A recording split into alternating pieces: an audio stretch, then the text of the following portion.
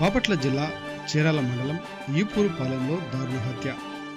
బహిర్భూమికి వెళ్లిన 21 ఏళ్ల యువతిపై అత్యాచారానికి పాల్పడి హతమార్చిన గుర్తు తెలియని వ్యక్తులు. ఈపూరుపాలెం సీతారామపేటకు చెందిన సుచరితగా యువతి గుర్తింపు. డాగ్ స్క్వాడ్తో రంగంలోకి దిగిన పోలీసులు. సంఘటనా స్థలంలో డీఎస్పీ ప్రసాద్ నేతృత్వంలో కొనసాగుతున్న విచారణ.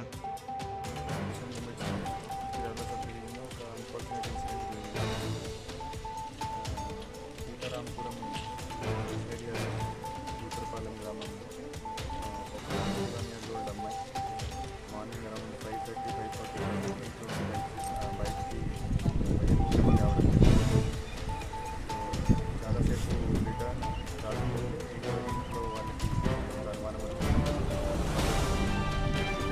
అమ్మాయి బాడీ దగ్గరే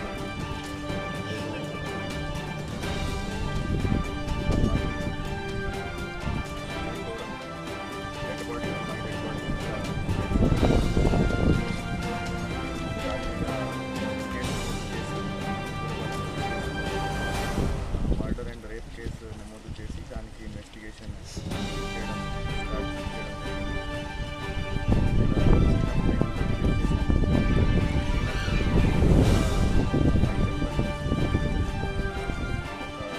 వాటర్ బాటిల్